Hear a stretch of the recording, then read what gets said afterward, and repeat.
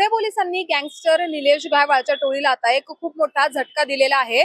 4 महिन्यापासून या टोळीतला असणारा एक आरोपी जो पुण्यामधून फरार होता त्याला आता पुणे पोलिसांनी अटक केलेला आहे।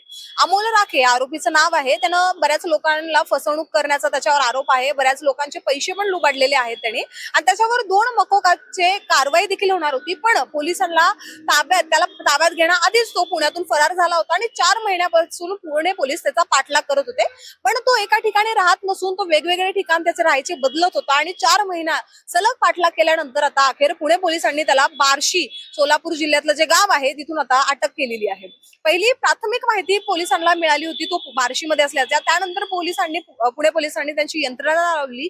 त्यानंतर त्यांनी जी पोलीस फोर्स आहे ती त्यांचा एक ग्रुप बनवला आणि त्यानंतर त्यांची व्यवस्थित यंत्रणा लावून त्याला आता बार्शी मधून अटक केलेला आहे।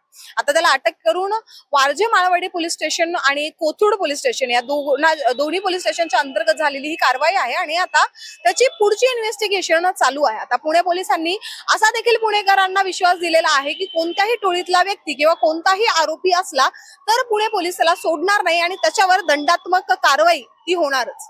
आता या घटनेवर तुम्हाला काय वाटतंय आम्हाला कमेंटच्या माध्यमातून सांगायला विसरू नका आणि पाहत राहा न्यूज डॉट्स। मी मृदुला नारळे।